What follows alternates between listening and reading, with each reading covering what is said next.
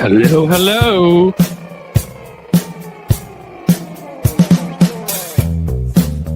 All right, our usual here. Hear me, see me, not quite touch me.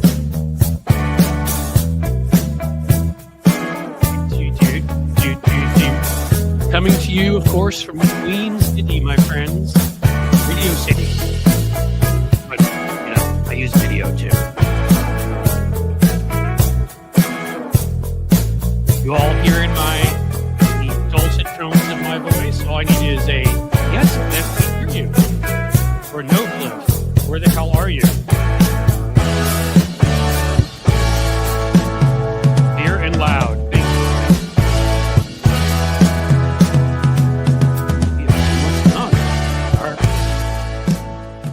you. Beginning.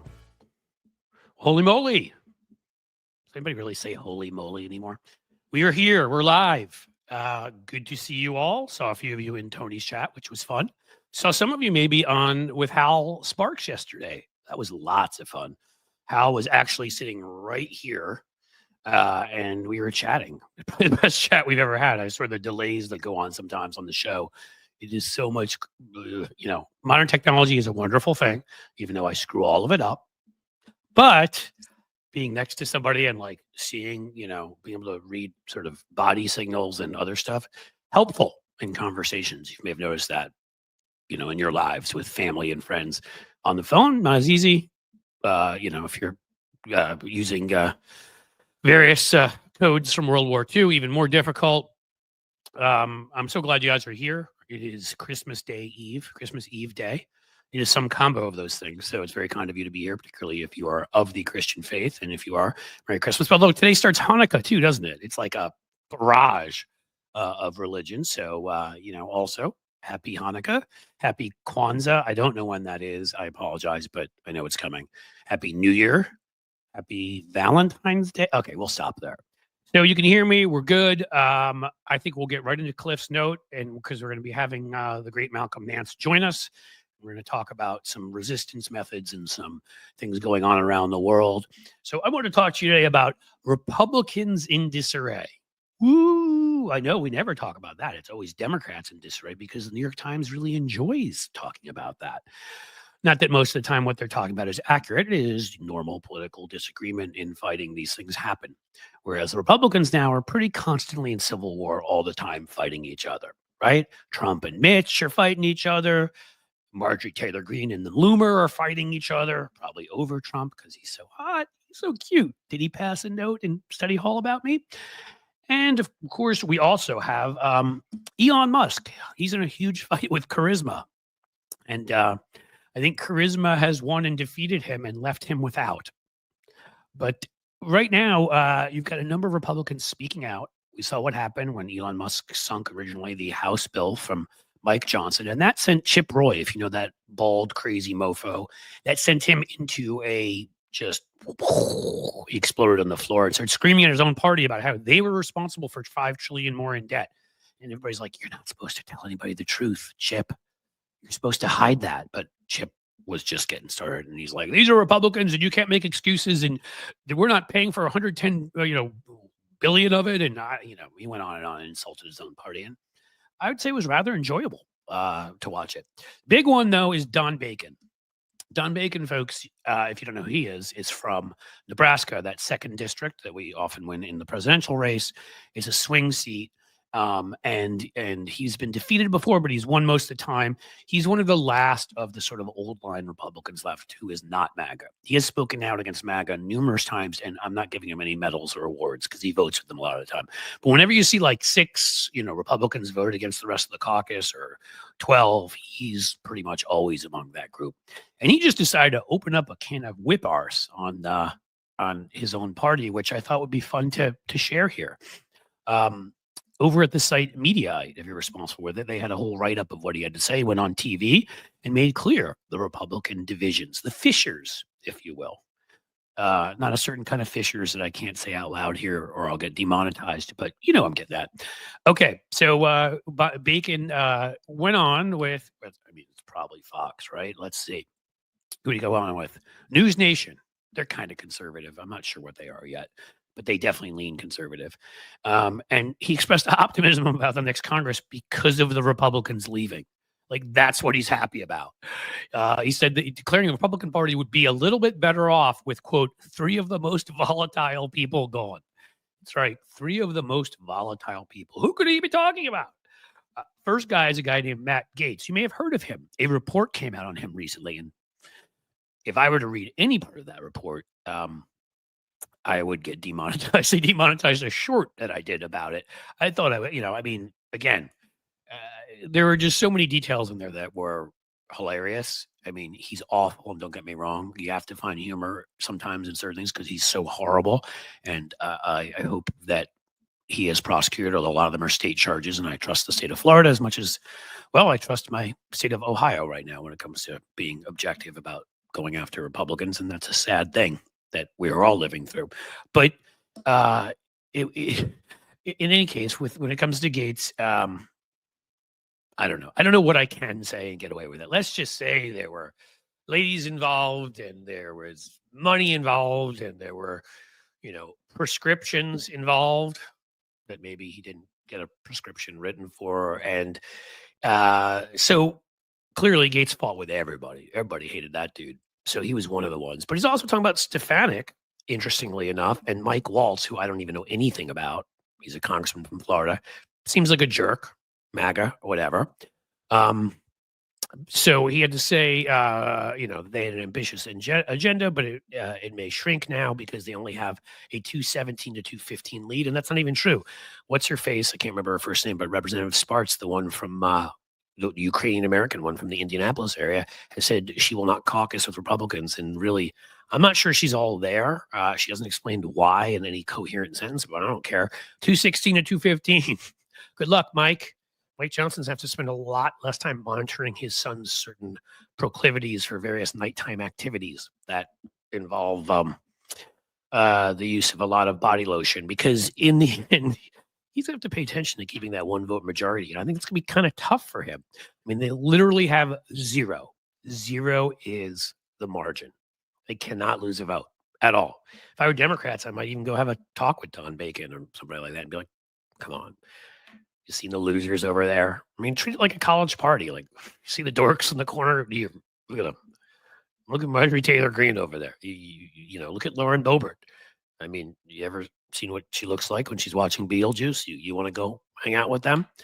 And then we would control the House, and it'd be hilarious. But we're basically going to control the House anyhow and be able to make any demands we want, because they're filled with all sorts of disordered personalities, people who hate each other, people who hate everybody else, people who hate the world for the fact they were born. So they're going to be fighting constantly. It's all they know how to do. Again, I've said before, I said it on Hal's show yesterday, MAGA is flypaper for the mentally unbalanced among us, for the angriest, the looniest. That's what it is in the end. That's why there are Democrats who went over there and Republicans who left, because it was no longer about policy. It was only about how much you hate, resent, are vicious towards, cruel, corrupt, incompetent. That's sort of the thing that brings everybody together.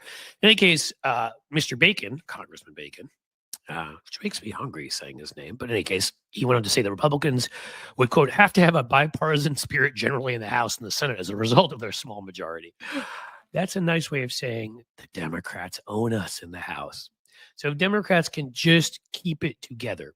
And thankfully, we've been seeing a lot of Democrats who've been uniting, who've been tough. I just did the other day one of these Cliff Notes. Damn it!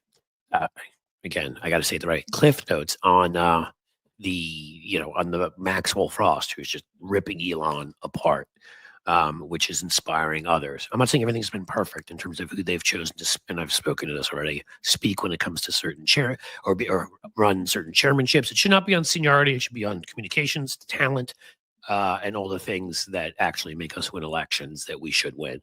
But Republicans are going to be in a very, very bad situation in the House. And I like it. Schadenfreude, FAFO, which I talk about all the time now. The FAFO, I'm going to enjoy watching as they attack each other, as Mike Johnson literally has his life, his little fake biblical life ruined. It'll be like a nice hot tub. Be like when one of my larger cats, Steve, as he did the other morning, little baby kitty, but he's put on some weight, climbed on top of me, and I had this warm feeling on my chest, like a wonderful blanket was upon me. That's how I'll feel seeing Mike Johnson suffer, because Mike Johnson should suffer. And what's funny about this, of course, is Bacon did not say which three members, but clearly everybody knew he was talking about, which is cool too, because Elise Stefanik, as we all know, she seems like a horrid person. She was like a lot like Nancy Mace. They both faked moderates when they thought that was the thing to do, and Trump was going to end up paying for January 6th. And then as soon as he didn't, boom, they were the most MAGA of MAGA that you could MAGA inside of a MAGA when you're MAGA-ing. So she'll go to the UN, where I'm sure she'll get along wonderfully with everybody, and I'm sure they'll treat her. Remember how they treated Ivanka when she went, and she was like, "Well, I think it's important that we," and like all the prime ministers just sort of turned away. I have a feeling Stefanik will be like that, and that's pretty much the story. And we need to we'll take this and run with this. Democrats, you're smart. Widen these fissures, open up these fights, get in there, get these folks to self-destruct. It won't be hard. I mean, the gasoline, the kerosene is already all over the place. You just need to toss a match in and look around and see whose side, if you join, will cause the most damage. And kaboom, they're done. And that, my friends, has been Cliff's note for today. So how goes it, kids? That was a quick one, actually, for me. I usually do longer ones, but not this time, because it's so easy to talk about Republicans sucking. What are we all up to? Elise lies. Yes, from Free to Love, she does. As we go into this wonderful Christmas, Hanukkah, whatever season, I'll let you all know, because I should put more up on the community wall to keep you engaged, and so you know what's going on if you check that out, which I would say to you, keep checking it out, because I'm going to start putting up a content calendar there as I realize more kind of these rants at the beginning of the show will be separated and they become their own videos. Shorts that I do direct to camera will be going on. And then, as I told you, our mock-up for our I'm just doing some last-minute tweaks to our Patreon and YouTube membership levels. So please join. Do you want to do a phone call with me? And, you get to hang up on me if you don't like me. That's going to be one of those levels if you're interested. There's going to be the possibility of doing Zooms with a couple of us. There will be the possibilities of getting on to private. We'll do sort of a conversation for everybody here, as we do right now, like a live stream, and then we'll go and do a private one afterwards at Patreon with a couple of rock stars, a couple of actors you all know, a couple of sportsy types that I've been lucky enough to get to know because of all the political work I do. Not because I'm any cooler than anybody else, just because you meet people when you work in this business. It's kind of crazy. So please join. It'd be a wonderful thing today. It would be my Christmas Hanukkah present. We do both in my house, just so you know, because that's, we're big believers in both. So I definitely want, I would love it if we got some new memberships via YouTube, via Patreon. Any super chats going into the holidays would be wonderful, or super stickers. Super stickers are nice. I like stickers. Stickers are cool. Hey, look at that, Jim. Jim's on it, man. Or woman. There you go. You can go join the Patreon right there. It's gonna be totally bonkers. To post somebody putting up there the extra videos, bloopers. I want to see how much I mess up on these things. If you think I mess up on camera a lot with this microphone, and some behind the scenes stuff, you may like that too. Yesterday, I was having a fun talk with Hal behind the scenes here. And when I do that, whether either pre-show when we're not on air or I'm in the same studio in places with people, like whatever they allow me to share, that will be shared too. But again, I do have to make this all work through super chats, super stickers, through YouTube memberships and Patreon memberships and merch, fourth wall. But we are going to create, I have a couple ideas right now. Get ready to buy yourself some January 6th merch is what I'm telling you, because, oh my God, do I have an idea for the perfect t-shirt for that day. And we'll put it out as a video too. So it's coming, folks. It's on its way.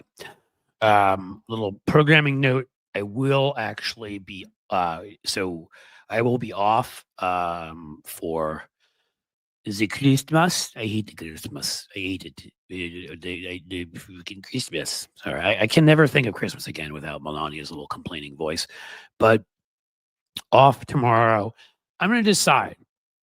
I'm not sure yet, but I think I'll probably be off the 26th and 27th also. And then we're going to be doing a little bit of traveling somewhere in there. So I will be off then, but I will get shorts and other things to share with you from my undisclosed location. And you'll have all sorts of wonderful stuff. All right, before our friend gets here, let's see what you got. Oh, Peter, out of the gate with a $50 super sticker. Peter, you are my dark lord. Really, thank you again. These are the things that make it possible, as I'm going to keep making it kind of clear to people. Like, an operation will be up and running soon enough, right? Where we'll grow enough and the YouTube revenue will grow, and the from various other places, Twitch and Instagram. And I would much rather make it from the corporate folks than from you. And so then you'll hear me making these asks a lot less.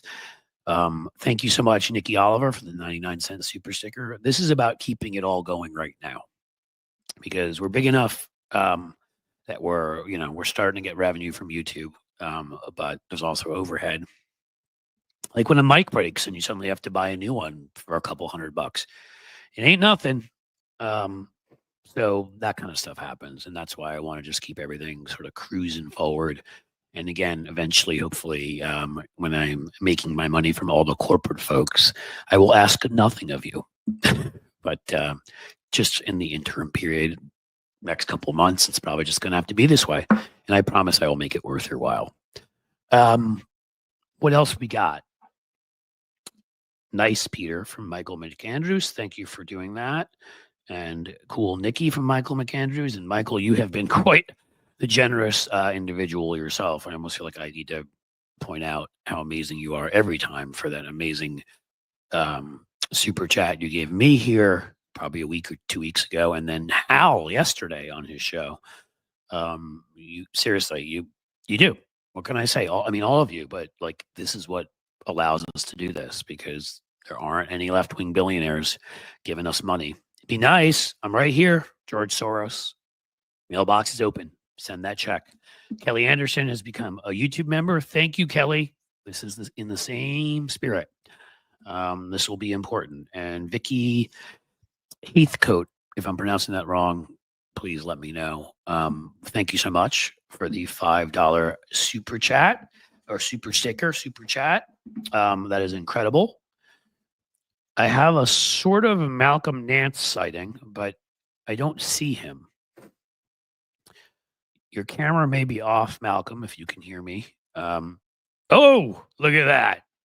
That's this guy. He knows how to fight wars and upend intelligence services. You figured he'd get a camera together. Let's bring him in here. I actually sat there listening to you, giggling, thinking, I'll just keep him hanging. You just sat there giggling, thinking, I can kill him. Do you ever think that to yourself about people? Like, I know how to kill that guy. Does it ever cross your mind when somebody annoys you? No, it's better to I found that it's far better to mock people than to wish harm on them. And if you do it right, karma itself will resolve the issue eventually. Well, I think that's why you and I get along so well, because mockery is sort of one of my top go-tos. And it gets people on the right, or if you have to say extreme left or whatever, aspect, people that like to attack people like you and me. I consider myself a liberal, a center left Democrat in the tradition of FDR and JFK and people, of that nature. I'll say quickly, folks who are giving new memberships and super chats, thank you so much. I want to keep the conversation flowing with Malcolm, so I'll make sure after we're done talking to Malcolm that you all get your due recognition, and I appreciate it. But in any case, where was I? I think I was just talking about the mockery. I mean, I don't know. That has always been second nature to me, and I think when you get in the public eye, I wrote my book on. I think when I wrote my book on McCain was 2008. Yeah. And I think I wasn't ready at that point. And I started going on MSNBC in 2006 and 7. And, but comments weren't as big a thing back then. Twitter didn't exist. Facebook was kind of young. And so the first time when I went on to certain blogs from my book and I'd get stuff like, you killed Jesus, and I'd be like, I was miles away when he was killed. I have a great alibi. I had to sort of develop, and then you start developing a thick skin and you get to a point where I call it the 3 phases. And I want to kick it to you and ask you questions, Malcolm. 3 phases to me are, first, you're hurt because this has never happened before. And you're like, wow, why do these people hate me? Then you start realizing who they are. And the second phase is, you just ignore it. At least this is how it went for me. So I'd ignore them. And the third phase was I find them actually funny and challenge them to do better, which is where I am now. I mean, if I've got time, I'll be like, is that all you got? Come on, come with something. I mean, everybody says I killed Jesus. If you can't get more creative with the language, all of you neo-Nazis said, if you can't get more creative, with how I did it, when I did it, I mean, was it a Black and Decker or, come on, you gotta, in any case. Thank you, Malcolm Nance, guys. Malcolm Nance is was a long time covert operative. If I get any of this wrong, you know what, Malcolm, you give us your bio because your bio is, but it's incredible. So go. I found out that I'm actually being held accountable for the way that people describe me. And, no matter what I say, if something's on a chyron, I can't see it, right? So I have right-wing extremists now who are out there going, this chyron in 2007 said you were... It's like, what? These people got to really get over themselves. So, for those of you who don't know me, I was MSNBC's counterterrorism and intelligence analyst for 7 years. Before I went into the Ukrainian army. And before that, I was in naval cryptology, which, for those of you who don't know what code breaking is a part of the U.S. intelligence community. I've actually had people say that cryptology is not part of intelligence. It's like, really? It's the largest of all of our agencies. Isn't it the most basic? I mean, breaking codes would seem to be how... Hey, we now know what they said. That feels pretty basic to me. Yeah, pretty basic. So I was a senior chief petty officer when I retired in the year 2001, and then started working as an intelligence contractor for years and years and years after that. And then I started writing books because my late wife said, you're really doing a lot of relatively dangerous stuff, especially after I came back from my first couple of years in Iraq. She says, why don't you transfer your information to people? So I started writing books. My first success was a textbook that's still used called the Terrorist Recognition Handbook. And it's in its 3rd, going on 4th edition. And then I started writing books about the ideology of Al-Qaeda, how to break that, ISIS, which was my first New York Times bestseller. And then the whole Trump world started. And I, in 2016, saw the outlines of a Russian intelligence operation to get Trump elected way before most in the news media did, and actually went on air and said it, and shocked everyone at MSNBC when I said this is a foreign intelligence operation that's attacking the United States. And like, so you're part of the Russia collusion, Oh my God, I am way deep on that. I know. I remember when you were doing it. I'm just laughing at the other side and how they. What's bad is when Bill Barr, the Attorney General, just before the Mueller report, went out to the news media and said, you need to take off all of these people who criticized Donald Trump. And MSNBC complied. They pulled me off air for 3 weeks. And then the Mueller report came out, and I think it was Zerlina Maxwell who said, this shouldn't be called the Mueller report. This should be called the Malcolm report. We've been hearing this for 3 years. Well, So with that, I finished my time at MSNBC. I left MSNBC to join the Ukrainian army. And I was with the Ukrainian army, fought in the Eastern Battlefront for almost a year. And then came back. What was that like? I mean, because obviously I know you keep in good shape, but getting back into active duty is kind of a different kind of shape, I would have to assume. So what was that like? Well, it's sort of funny because, I have all these right wing guys who are like, "You're a fat ass," and it's like, really? Because I run. I'm a runner. Yeah. And the one thing that I found that was most valuable, sort of like Zombieland, was cardio. Okay. Yeah. When it comes to falling steel from the sky, you really want to have your haul ass skills honed to a fine degree. Yeah, So that seems about right to me. I would want to be able to run at that point. So, yeah. yeah, I never. I mean, again, they'll call all of us whatever names they can muster. But I always saw it with you. I was like, that impressed me more than anything else, just because I have a number of friends who've gone through these, military friends, and I mean, I think I went to background masters in international affairs and Right. studied security, and so a lot of the military guys, a lot of the security guys are people I knew who were going out there, and I saw kind of what or heard whatever they could tell me what some of them had to go through, and I was like, yeah. I mean, I'm not saying you're old. I'm just saying you're not 20 anymore. None of us Well, are, right? So, what's well, except for the fascinating people in the though, chat who are. But What's go ahead. fascinating though is the Ukrainian army had their limit was 65 years old. And in fact, the first international foreign legionnaire who was killed by an artillery bombardment was a German who had 20 years experience in the German army and was 65 years old.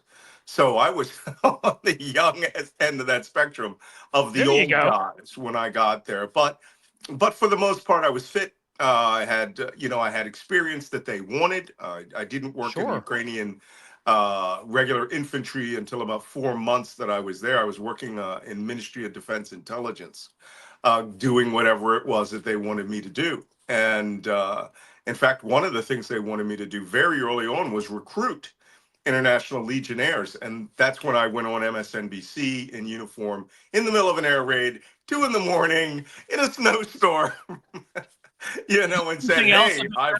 Were there weren't any drones over New Jersey too at the time, or no? No, not at that part. And, Okay. but we wanted to show the international flavor of the volunteers in Ukraine. And within 48 hours, I was on Russia's top state TV show, Olga Skabeva, who is the propagandist. The phrase they call her is Putin's mouth. Ah, And if yes, I've heard she of her. says Yeah. something, Putin told her to say it. And Olga Skabeva does an entire program about me by name, former U.S. Naval Intelligence, went to Ukraine. And the people I was working with, the Ukrainians, were like, "Oh, listen, this is fun. Now they know who you are." And I thought, Right. what are they going to do? Invade Ukraine to get me? They've Right. already done that. There's nothing you can do. Shoot cruise missiles.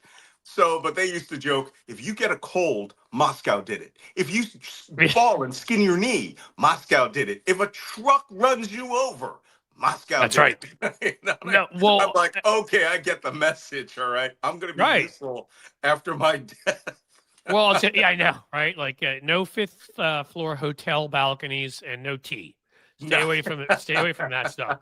But I mean, the amazing. I mean, I'm thinking about it, and I'm just thinking common sense wise. So, right, they would throw you up there in their minds. They're playing to big bad America. See, Ukraine is evil. Big bad America is on their side, helping them. Look at this naval intelligence officer who's there to help them, and I mean, I guess that's all it was about, right? They wanted to blow you up. Yeah. Oh, Not blow. Well, they wanted to blow you up too, but they wanted to blow up your personality and your existence there, because that's a way of being able to say the U.S. is behind all of this. well, Kind of. fast forward to 6 months later when we were in the Kharkiv counteroffensive. I made a clip of video where I was on the front, and then the artillery. I mean, the front collapsed so fast that artillery moved up to our forward battle positions. Where they should have been 20 kilometers behind us. And so we're sitting there, and this artillery starts to shoot. And I made my famous "What now, bitches" video, and boom, that hit Russian state TV for 2 weeks nonstop, where they literally, first off, I'm insulted that they couldn't remember that I was the guy they did a program on in April. Come on, yeah, I would have been like, And they come go, on, guys.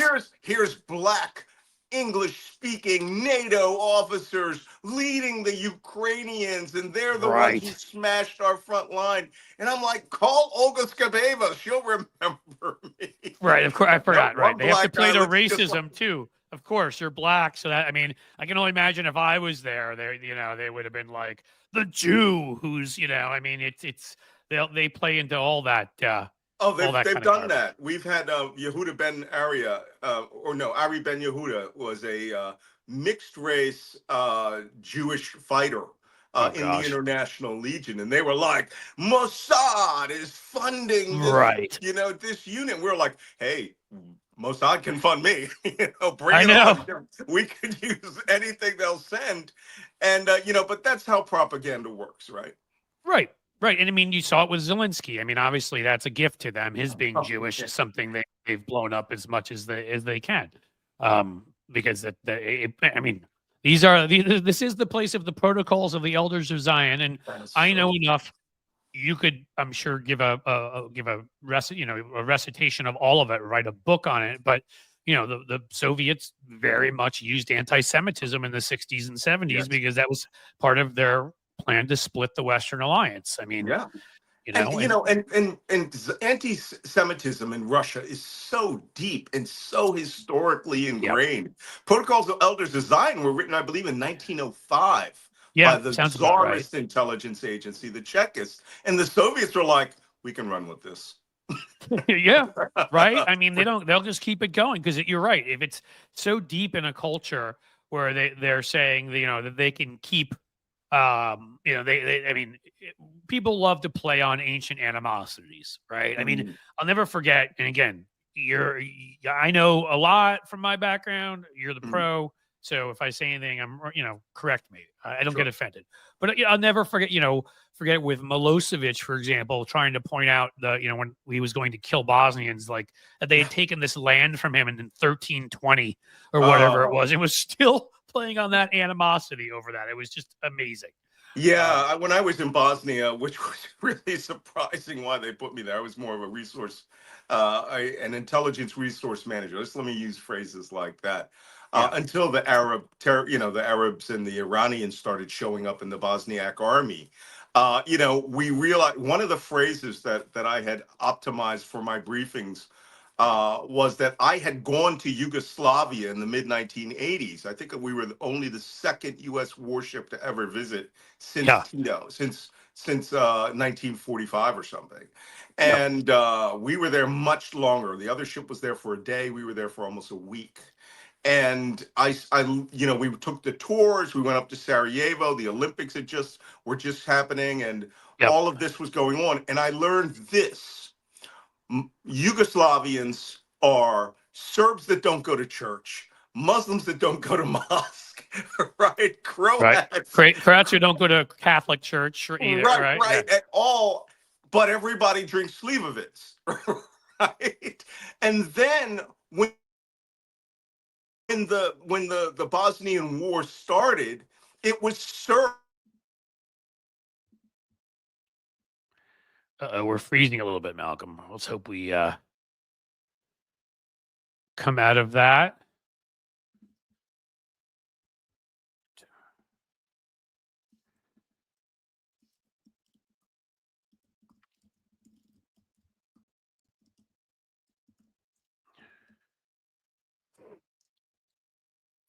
Okay, Malcolm froze. I will send a message. I assume he knows, but I'll send him a message and say maybe he should call back in.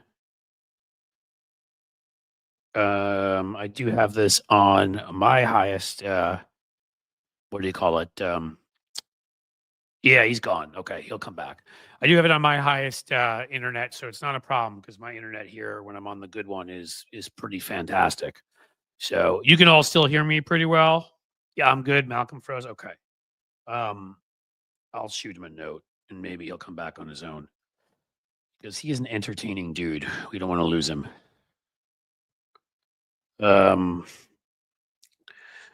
Come back whenever you can. It was probably the Russians, guys. You know that, right? I blame them for all the freezing. Yeah, see, there we go. Paul Young, or I'm sorry, I got to give credit to Jason Zeha, if I pronounce it right, beat me to it. It was Putin.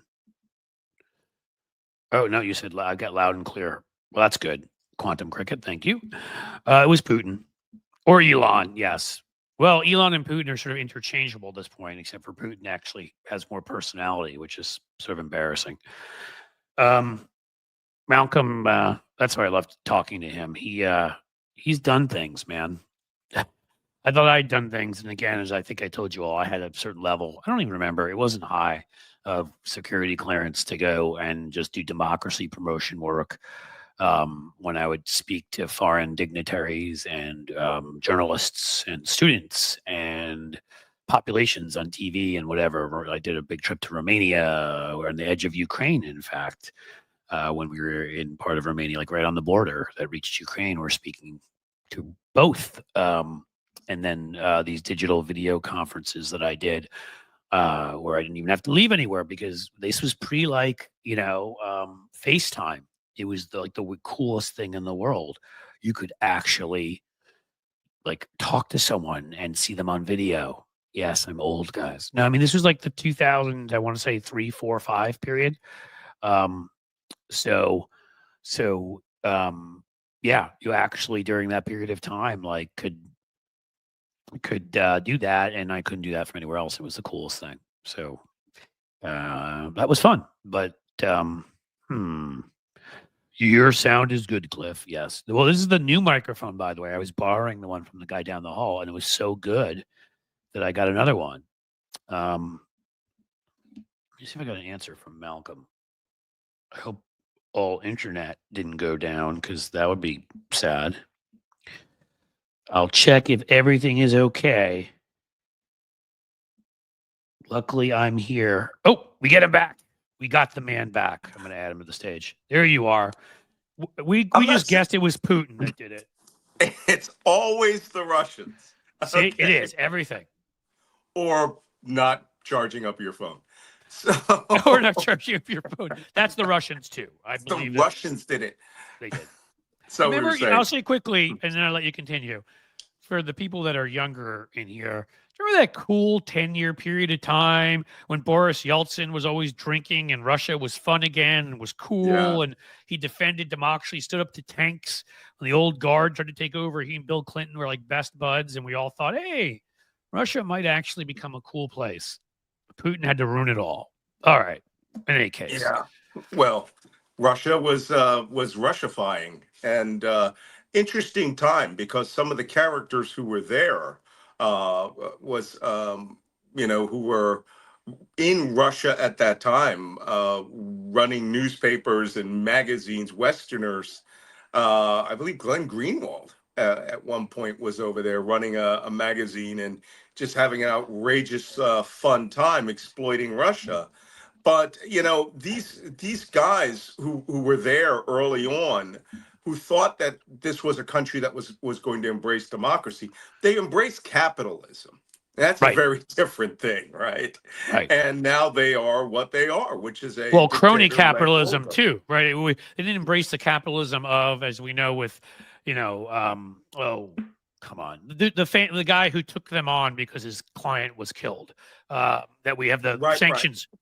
Are named after. I can't think of, but it was essentially start a business here, and then if you did and you're successful, they just sort of come in and take your money, and they were all the oligarchs. Your friend of Putin, you just grab resources. So it was capitalism of a cronyistic sort, but not for most people, right? Yeah, and if this explains some of the things you guys may have heard during the invasion of Ukraine.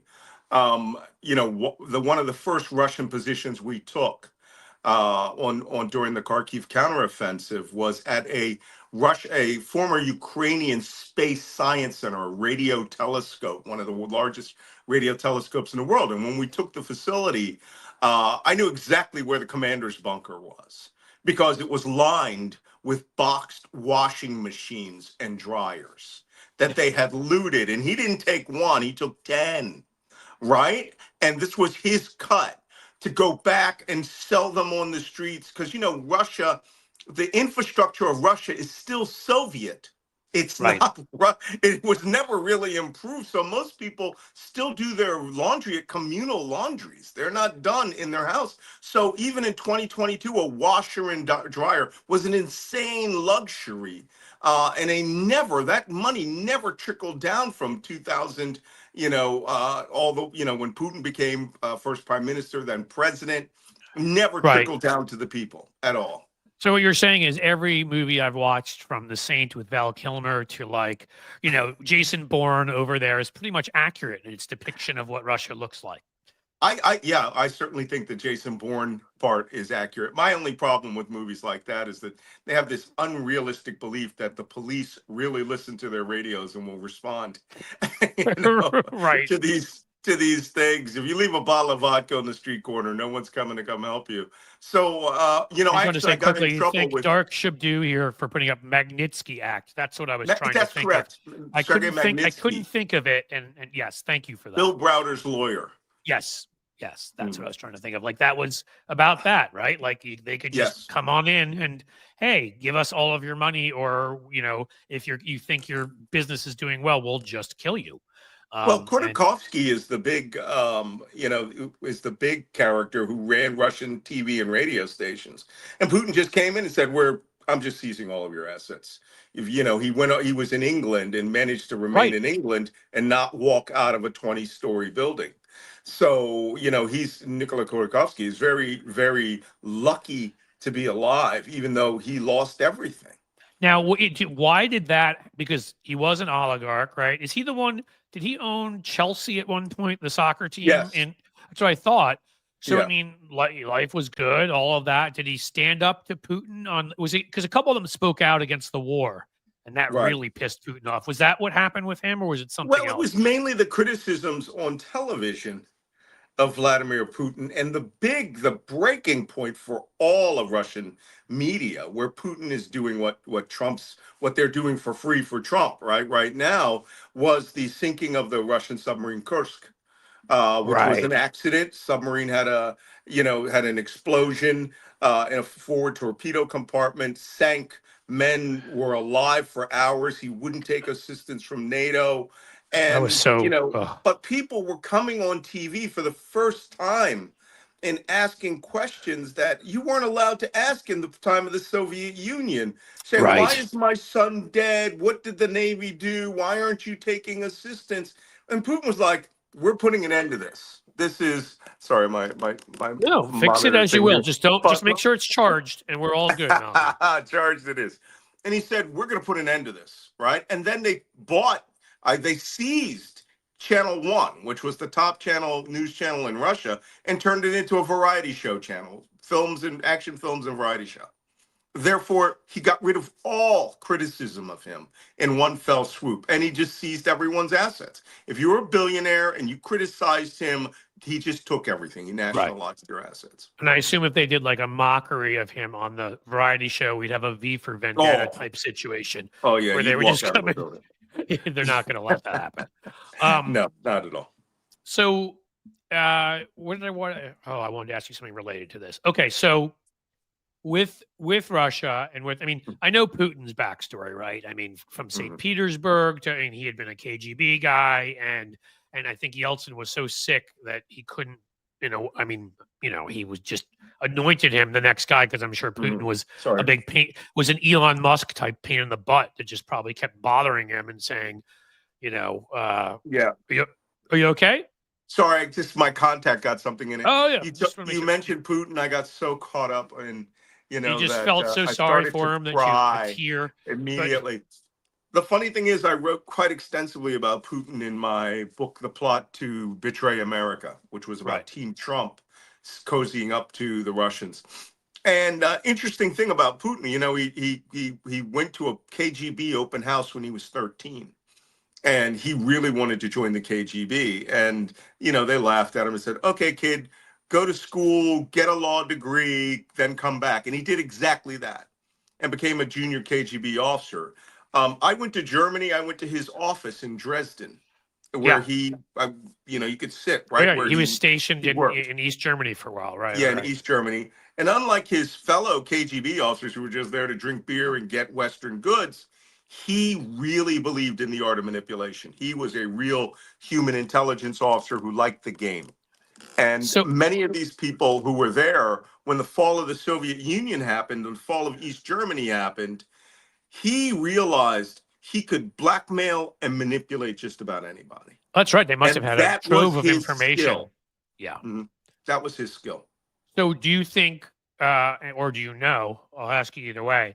Do you think Yeltsin was in of sound mind when he said kind of anointed him as a successor? Was threatened? Was I Well, mean, Well, that go was ahead. very simple. I mean, first off, Putin was now the head of the first director of the FSB, Right. right? Which was, this is how the FSB came about. A guy came up from maintenance at number 10 Dzerzhinsky Square, which was the former headquarters of the KGB, and he Yep. bought two letters with him, and a screwdriver, and he took down K and G and put up the letters F and S, and that's it.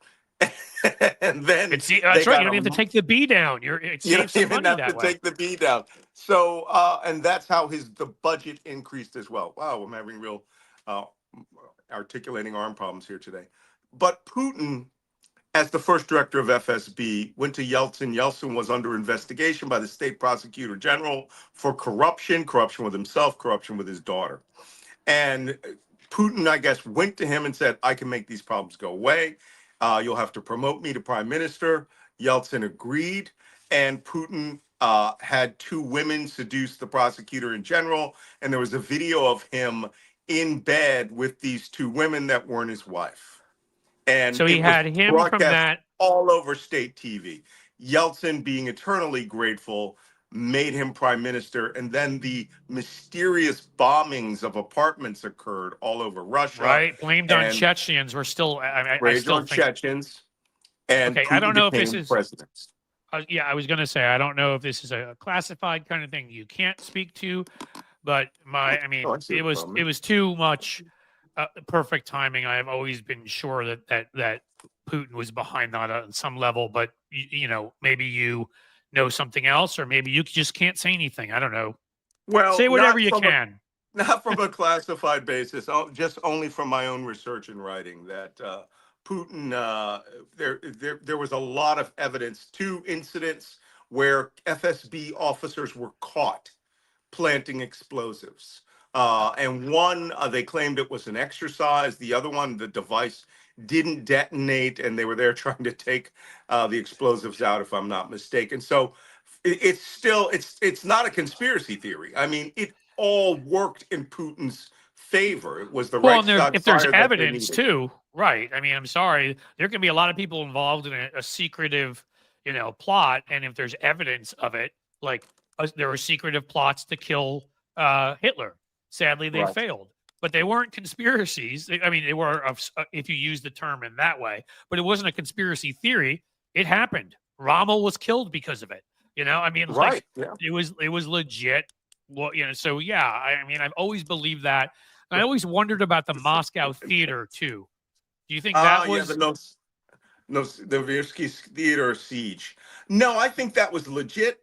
okay? I had been tracking Chechen rebels and Chechen operations, and for quite some time as part of my. As a matter of fact, the first place I ever saw them was in Western Bosnia, right? For guys who had fought the Chechen War and had come as the Arab Islamic extremist brigades who were out Right. there. That's where we started tracking them out toward in Western Bosnia, who were on the battlefront fighting. And the Chechen Dagestan problem is a real thing. Who wrote a book about it? I think it was Tolstoy who wrote a book called Haji Kadir in the mid to late 1800s, Uh which huh. was about this Islamic extremist, Sheikh Muslim imam who started an uprising there. This is a very old problem. It is. And so the theater massacre started out as a real siege, but it also shows you what Russia thinks of people, no value Right. in their lives. So And I'll killing add in several again hundred. to what you're saying, to back it up of that region and some of the extremism there, people may remember, that this was in the wake of Hamas's attack on Israel initially, that a plane landed in Dagestan, and Oh, yeah. there were people there breaking down gates looking for quote unquote Hunting Jews. for the Jews, right? They were looking any Jews on. It was a plane going through there. I don't remember where it was headed to, but they were looking for Jews to pull off the plane and kill. Right. So I was like, okay, Dagestan is crossed off the vacation list. Not going there. Ingushetia, Dagestan, Chechnya. Yeah, not good spots to go to, right? Yeah. So one thing, I'm not sure if you know personally my friend. He does a show too, Tony Michaels, who I think would love to have you on his show. He's got a show that has a pretty solid following. A lot of the folks here also watch his. He wanted me to ask you, and I told him I knew some of this answer, but Sure. The strategic loss of Bashar al-Assad and how, because every bad person who we are enemies with, from terrorists to countries, seem to be quite fond of Mr. Assad and his staying there so he could gas more people and make Tulsi smile even bigger than she does now. Sorry, I had to take a shot. I mean, they're finding mass graves with 100,000. I mean, it's sickening what they're finding there. So yeah, they're gonna find mass graves, but maybe not of 100,000. Maybe. Well, I may be exaggerating, and I'm probably getting the number wrong. I don't remember what the number. It was an atrocious number. With the right. So how did you see that coming? And two questions. One, did you see that coming? And two, once it happened, and of course he went to where else? Moscow. Right. How they've lost at least two bases. Moscow, the Iranians lost supply routes, and so did terrorists. So I guess I'll ask you first: did you see it coming? Second, and how has it harmed what I would call it an axis of evil, call it a group of evil people, call it a group of a-holes? I don't care what you call them. How has it harmed them? Well, first off, I did a lot of operations when I initially came into intelligence in Syria. I spoke Syrian Levantine dialect Arabic. That was the first dialect I learned. And, had a vested interest in how activities were being carried out there, took part in, operations that involved airstrikes against the Syrians in 1983, a whole bunch of things. And, and worked very closely with Israel and, over the years. But I said this to Jill Weinbanks yesterday on her podcast. What you've seen here with the HTS, right? The Hayat al-Tahrir al-Sham, that was the group that did the liberation. When they took Aleppo and blitzed, as soon as I saw the car convoys, the organization that they had, that group, by the way, is backed by Turkey, but early on was backed by the Gulf states, the Saudis. Okay. And they had a lot of resources. I was going to ask you that. So is that something different, or is that a Sunni Shia kind of? Well, this was less a Sunni Shia war, more of a Sunni rising war. Gotcha. Okay. And Shia just happened to be there. Syria was ruled by minority groups: Alawites, Christians, and Druze. Right. We were a very, very small minority who lorded over the Sunni majority. Right? Most of the country is Sunni; they're not Shia, and so they helped with the assistance of the Iranians, who backed Shia militias in Iraq, backed Shia militias in Syria, and had Hezbollah in southern Lebanon. It was almost impossible to get at them. They had too many resources. Then Russia came on their side with airstrikes, these permanent bases there. Russia had been in and out of Tartus and Latakia forever. And it was only, after 2015 that Russia came into Humamim Air Base in a big way and turned it into from an old sleepy helicopter base, as I remember it, to a major strike fighter base, a very large strike fighter base. They can get to Northern Africa from there, correct? I mean, and they would also do jumps into Northern Africa with PMC Wagner, into Sudan, Libya, Mali, Chad, which is where they were expanding this footprint of just bodying leaders and getting rid of the old lines of influence from Europe and the United States. And it appeared successful. It's all gone now. All right. Losing Syria. Syria was the last of the confrontation states with Israel. in all of their wars, 48, 56, 67, That's right. 73. I didn't Syria think is about the that. last of them. When the Egyptians cut their peace deal in 76, it was just Syria alone being one of those countries that was militarily facing off against Israel. Right, and Israel has Jordan now, obviously had created much better relations with oh Israel yeah, too. So, yeah. Jordan and Israel are, I mean, Jordan you was know, part of our, right? They're part of our coalition in the they're Gulf like that. War, right? So, Yeah, I and they mean, were part of the coalition, the defensive coalition, yep, last April when Iran did their major attacks. The Jordanian Air Force scrambled, right? They were shooting down drones and helping, letting the Israelis come into their airspace to engage missiles and drones as well. This is also existential to them. yep. So by Syria falling, and I knew something was up when Aleppo fell like that. I said, no one's resisting these guys. The Russian Air Force wasn't sortying. They were moving so fast. I said, this seems vaguely familiar to me. And, you know, I Right. participated in operations in parts of North Africa where very lightly armed groups would move so fast. They would blitz right through major army formations, take their bases, surround them. The average soldier just wants to drink tea and sit around and, you know, in his flip-flops or his bare feet, and they They're would like the rest of lose. us, I guess. Yeah. So the loss of Syria ends Iran's 48-year experiment to have a crescent of Shia Islam on the ground confronting Israel. And let's be honest, thank Hamas for this. Now, it's horrible. Right. I mean, It's I went to Israel soon after the massacres, you know, in the And can kibbutzim I in say the something south. quickly? And Mhm. because I think this is really important. I always so appreciate your voice out there, Malcolm, because as somebody, you know, I may be somewhat of an expert in international affairs. I've been to a lot of these places and everything. But, you know, everybody's going to always assume because of my background that I'm biased on the subject. And, you know, I have been a vocal critic of Netanyahu, who to me Right. is a Israeli Trump, and the Yeah. far right in Israel that it is racist and it you know wants to kill Palestinian civilians. But that people, but when the reaction to the horror of that day, that was you know as 9/11 ish as it gets, but it's instead up close and personal with people literally filming it as they're raping and torturing and murdering families in front of each other, and the kind of things they were doing you know, that led to a certain an anger for me immediately because Mhm. it was even before there was a response. People were like, Right. ceasefire, ceasefire, no response. And I'm like, first of all, no, that's not how Ceasefire. this works.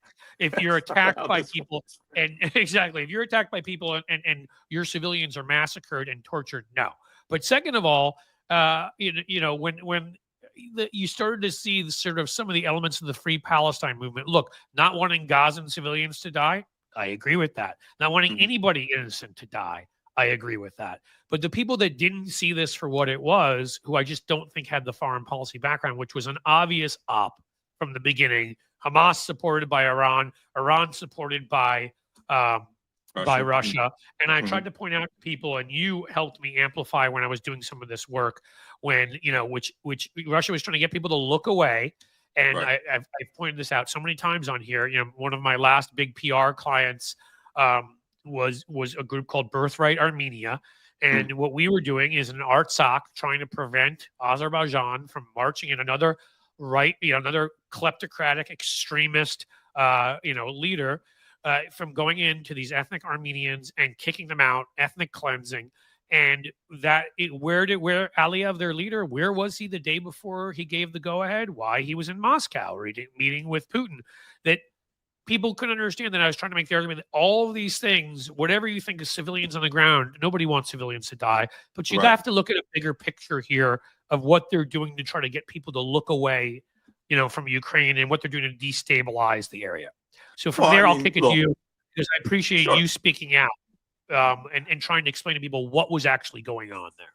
For a very long time, my pinned tweet on Twitter was, do I look like I give a flip, right? Actually, I I made a loved it. mistake in the spelling. Yes. And it was like, why should you listen to me, a guy that's worked in the Middle East for almost 40 years, worked on the ground, fought multiple wars over there. Why Right. listen to me when you can just listen to people who have hashtag Free Palestine on Twitter? Right. And it was ridiculous. My philosophy comes from, precisely as people know me, the counterterrorism perspective. This was an invasion of Israel. They attempted a genocide because their ops orders, I don't have it right here. I think it's over on the table over there. I have a copy of all of their operations orders at the max at the theater level for every Hamas team that went in there. Do you And rule really? one, You got. I yes. won't ask you how you got a hold of it, but Oh no, that's I went fascinating. to I went out with the Israeli army. I went, and they photocopied for me color copies. First we went through a lot of the material that they had on their operatives. Your army sucks when I got 3 of your battle flags you were supposed to raise in Jerusalem. All right, covered with blood. So you suck. But Well, these I are may have to pay you terrorists. some money for one of those someday. Oh no, but they're terrorists who invaded a country Right. like ISIS and attempted to slaughter every man, woman, child, dog there. They killed a tribe of 78 Muslim Bedouins. And they said, you're no better than Jews because Right. you remained on this side of the border. And let me tell you, the one most powerful thing, I've said this 100 times to people, Steven Spielberg needs to make a movie about what happened on 10/7. He Because does. I After was he made watching the Munich and some videos. other related things, I think he could do a really good job with it, probably. Yeah, but I saw the videos and I was like, here's, Palestinian teams moving through Ashkelon. I'm like, Ashkelon? I've been to Ashkelon. No one should be near Ashkelon. Right. Nope, they were flowing through by the hundreds, thousands, actually, a 3,000 man assault force. And they decided they would kill everyone who was there. Christians, Muslims, Jews, Buddhists. They slaughtered the 21 Thai rice workers, right, on video. I have the video Yeah. of them shooting them to death. Children Uh, at a peace festival who were oh actually my saying, God. let's have better relations between Jews and Palestinians. That was literally the point of that festival. And they show up and they gun them down and kidnap them and rape I them. know. Yeah. Yeah. And I've been on the side of the Nova Festival. It's horrific. But what you see here is you saw a terrorist invasion, and then you saw the terrorists get slapped back. Hamas, and I've written several substacks on this, one of which was entitled Hamas Needs Dead Babies. And their philosophy was we push out, we kill, we What's the grab what name of we your can. Substack? Just quickly, I want to make sure everybody here Yeah, can. it's called Special Intelligence, and it's at malcolmnance.substack.com. Hey Jim, Jim is in there. If you can find, you may have already put it up, but Malcolm's Substack and some of his information for folks here to look at, that would be great. Yeah. So Hamas's philosophy was we will bring the war back to Gaza. We will go underground. And the people above them, and this is where the news media was wrong. They kept saying Hamas was using civilians as human shields. They were not. They were using them as human sponges because they knew that those bombs would have to fall through apartment complexes or within the blast radius to get at the tunnels. And they Yes. didn't care about who was above ground. So they sacrificed, and they said it themselves. We need the blood of the dead civilians, the dead martyrs, to act as our revolutionary fuel. That's No, what they said. And they don't care. They needed dead babies on the Israeli side to get the Israelis to carry out their no, operation they're a of death cult. yes, They're medieval. absolutely, The manner in which absolutely. the manner in which they slaughtered people is the kind of thing you see in medieval, wars and that. I mean, it was horrific. So I guess Oh, it was so. Go ahead. ISIS-like in its execution. And Yep. I was one of the first people to hashtag, Hamas equals ISIS. And I had Yes. people, I got into major battles with Oh, I know. people in news media and academia. One guy is a professor at Georgetown University. right, who wrote a book on Islamophobia, came at me and called me something like a Zionist loving da da da da da, and I went off on him. I was like, before we go one step further, you will apologize to me with your racist, racist diatribe. Now, tell me, all right, tell me that you reject the mass murder of Hamas. And I held his feet to the fire for about 20 tweets until he finally reluctantly came around and goes, oh, no one wanted to see the killing on 10/7. Really? Because a lot of people in the United States did. And a lot of people who claimed they were allies of Free Palestine couldn't spell Gaza, right? Couldn't point to it on a map. Couldn't show No, you a and you know what chemistry. else? When I tried to get these very same people, because I care about human beings. So when I Yes. would try to, from my foreign policy knowledge, point out what was going on, in Ethiopia, or what was going on in Right. Sudan, when I would Sudan, point out right? what was going on to the Rohingya, Right. when I would point, and I don't care because I can find every different race, every different religion.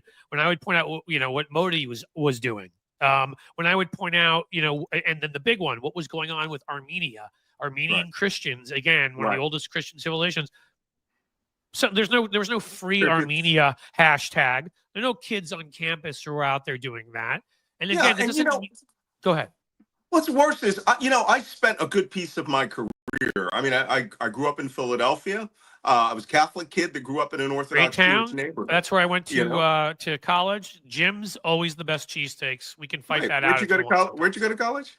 I went to Penn, which You went to Penn, yeah. you know what I should have said?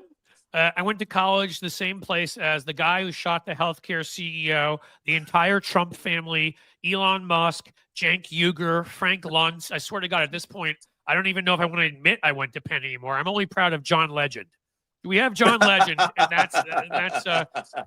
that makes me happy. Otherwise, Penn, man, I can't even imagine being in the Penn, the department of alumni relations and communications, and trying to be like, after dealing with Elon and Trump, they're like, my God, somebody just shot the healthcare guy, and he went to Penn too. Like, I mean, I can't even. Yeah, case, well, go ahead. yeah, as I was saying, I grew up in Philadelphia, as a Catholic kid in an Orthodox Jewish Yeah. neighborhood. So one of the first things that I had learned about, my dad was a World War II veteran. Yep. And, he imparted upon me the horror of the Holocaust. And I found it just offensive that people were coming up to me and saying, what's happening in Gaza is a genocide. Well, I've seen the locations of genocide. And we have somebody who's been saying that in the Dachau. comments here, Malcolm, and I was going to highlight it. I didn't think he deserved that, but I'm glad you're addressing this, because as much as we think as any innocent civilian dying is horrible, I want you to address that charge, because I think it's ludicrous. Go ahead. Well, the funny thing about it is that, I've seen these places. I've been to Dachau. I've spoke twice at Auschwitz. I actually went to a conference. I spoke at a conference called Never Again, Really? In 2019, that was held at Auschwitz, where they kept seeing all the signs of a rising global authoritarianism. So I met people from Rwanda. I met people from Bosnia, places where people have put it on the table. We will eliminate all of you. Survivors from Cambodia. I went to Kampuchea the week after Khmer tourism Rouge. opened. I mean, that's a genocide. I went there in 2000, in 1996, I want to say. They had just opened up, and I met the brand new Minister of Education, who I asked him, it's a 45-year-old man. I said, how are you alive? Because the country's made up of 18 years old. And he had gone out into the sticks and had pretended like he was like mentally ill. But these people had real genocides.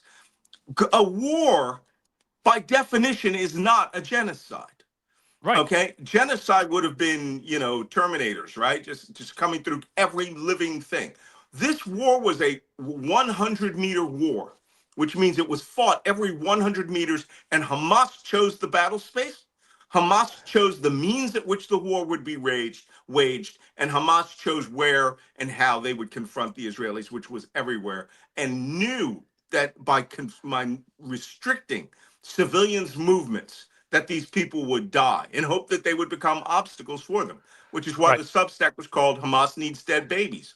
They need dead Israeli babies to get the Israelis angry to come, and then they needed dead Palestinian babies to mobilize the global media against the Israelis. And they also, again, it's in their own these days, their popular manifesto of their beliefs. There's, from the river to the sea. I mean, it's pretty Yeah, simple. and that's a term of genocide. It Right. means we will, what we didn't affect when we ran, when people left their homes in 1948, relying on the combined Arab armies to wipe out and kill every Jew and give them their land and property. From the river to the sea means we really, really intend to do that at some point. Right. So You anyone pointed that out uses earlier. that phrase is You pointed out earlier all really, the wars, including the one in 48 when Israel accepted the partition and the other side rejected it and then attacked them, that there have been numerous attempts to finish off what the Nazis started and have a genocide in Israel. And every single one of those wars, and again, I'm not defending everything Israel's done, and I'm certainly not defending Netanyahu and whatever. Doesn't matter. Every one of those wars where Israel was attacked from 68, 67, 73, pick any one of them. And if they lose any one of those, there's a genocide, is what ends up happening. They were existential wars, especially in 73. The Egyptians got so close that that Golda Meir was talking about arming nukes. So things are pretty bad when she uses phrases like, "I think the third temple of Israel is going to fall," and it's like, "Ooh, that's not good." No, we don't want that. I mean, and that's the thing, and that's what gets me so angry is that you can label what happened here correctly. You can have sympathy for lost lives. You can have all of that, but war is awful. Civilians die in war. I'll ask you this: do you think there is a way? Because you know this better than I do, that Israel could have conducted operations against Hamas with fewer civilian casualties. Let me ask you that. Only if they decided to compromise and have massive Israeli casualties. Look, the battle space is unique in almost, with exception of maybe the Battle of Stalingrad, right? It's a unique battle space. It was 25 kilometers by 10 kilometers deep of solid 3 to 10 story urban buildup. And so no matter which direction you came at it, you had to strike the infrastructure with aerial power. Bombs blow up, right? Literally. And I remember at one point, I saw some insanely precision Israeli strikes, insanely precision. And I was hearing on the news these indiscriminate random Israeli strikes. Let me tell you, Israel does not randomly strike anything. Where Israel aims at something, like the United States, we hit it. But what civilians don't understand is that bombs have a blast effect and a radius. I say a blast radius. Yeah, right. Yeah, blast radius. And if you don't allow civilians to get there, if civilians choose not to move, when we had the Second Battle of Fallujah in 2004, we emptied the city. 36,000 soldiers surrounded and attacked that city to root out 5,000 Al-Qaeda and Saddam Fedayeen terrorists. And the city was 98% empty, and still 1,400 civilians were killed in the crossfire. Right. Well, look what's happened in Beirut, and look what's happening. I mean, city warfare by definition is horrific. Yes. Nobody wants to engage in that. That doesn't make it genocide. And what it does make it is when you have a group whose own, propaganda or manifesto belief system is genocide, like Hamas.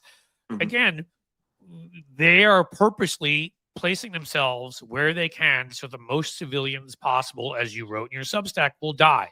And it's just amazing to me. But how did we lose that information war so badly? I mean, Israel, I would think, would be better at this.